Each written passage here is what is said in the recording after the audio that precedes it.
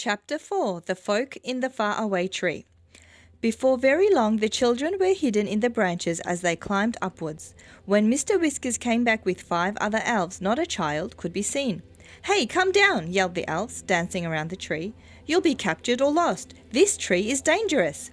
Joe laughed and peered down. The faraway tree seemed to be growing acorns just where he was, so he picked one and threw it down. It hit Mr. Whiskers on the hat and he rushed away, shouting, "Oh, something's hit me! Something's hit me!" Then there was silence. "They've gone," said Joe, laughing again. "I expect they don't much like when it rains acorns. Funny little things. Come on, girls." "This must be an oak tree if it grows acorns," said Beth as she climbed.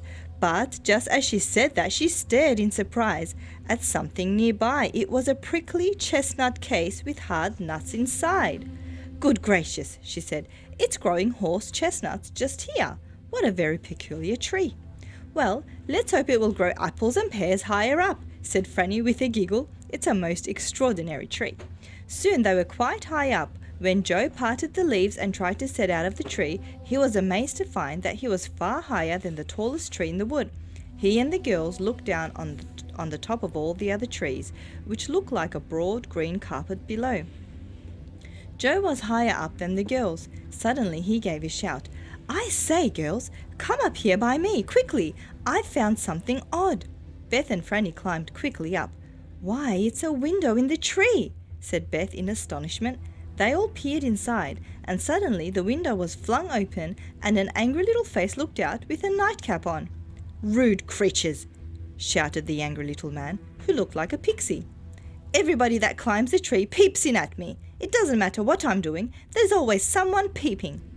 The children were too astonished to do anything but stare. The pixie disappeared and came back with a jug of water. He flung it at Beth and soaked her. She gave a scream.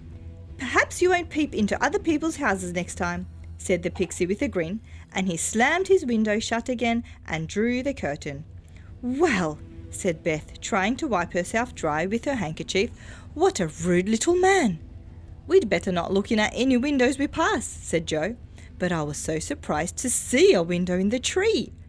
Beth soon got dry. They climbed up again and soon had another surprise. They came to a broad branch that led to a yellow door set neatly in the big trunk of the faraway tree.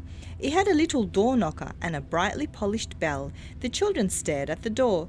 "I wonder who lives there," said Franny. "Shall we knock and see?" said Joe. "Well, I don't want water all over me again," said Beth.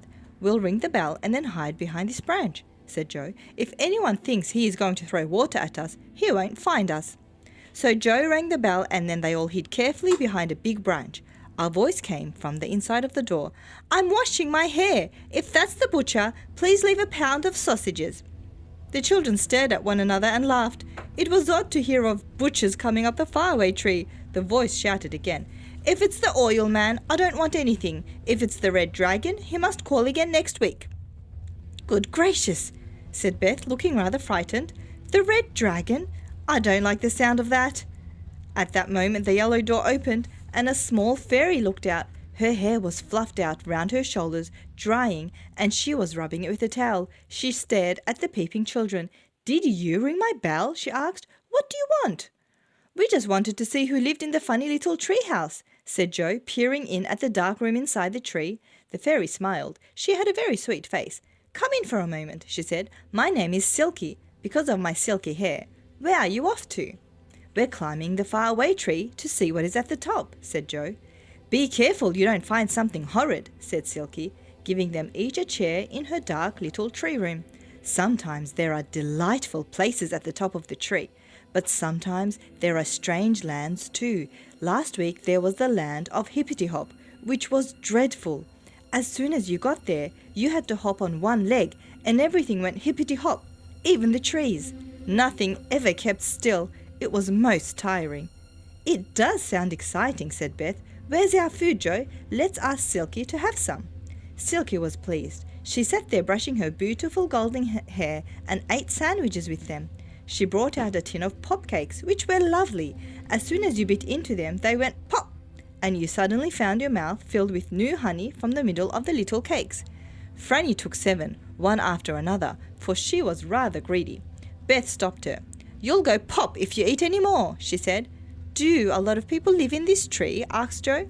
Yes, lots, said Silky. They move in and out, but I'm always here, and so is the angry pixie down below.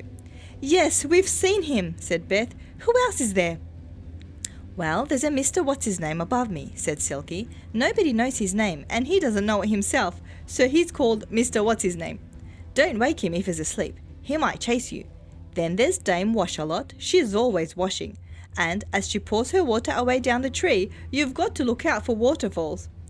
This is such an interesting and exciting tree, said Beth, finishing her cake. Joe, I think we ought to go now, or we'll never get to the top. Goodbye, Silky. We'll come and see you again one day. Do, said Silky. I'd like to be friends. They all left the dear little round room in the tree and began to climb once more. Not long after they heard a peculiar noise. It sounded like an aeroplane throbbing and roaring. But there can't be an aeroplane in this tree, said Joe. He peered all around, and then he saw what was making the noise. A funny old gnome sat in a deck chair on a broad branch, his mouth wide open, his eyes fast shut, snoring hard. It's Mr. What's-his-name, said Beth. What a noise he makes! Mind we don't wake him. Shall I put a cherry in his mouth and see what happens? Asked Joe, who was always ready for a bit of mischief. The faraway tree was now growing cherries all around for a change, and there were plenty to pick. No, Joe, no, said Beth. You know what Silky said? He might chase us. I don't want to fall out of the faraway tree and bump down from bough to bough if you do. So they all crept past old Mr. What's-his-name and went on climbing up and up. For a long time nothing happened, except that the wind blew in the tree. The children did not pass any more houses or windows in the tree, and then they heard another noise. Rather a peculiar one. They listened. It sounded like a waterfall, and suddenly Joe guessed what it was. It's Dame Wash-a-Lot throwing out her dirty water, he yelled. Look out, Beth! Look out, Franny! Down the trunk of the tree poured a lot of blue soapy water. Joe dodged it. Franny slipped under a broad branch, but poor old Beth got splashed from head to foot.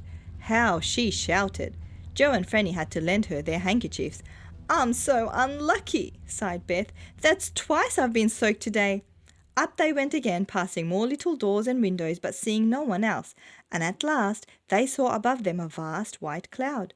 Look, said Joe in amazement, this cloud has a hole in it, and the branches go up, and I believe we're at the very top of the tree.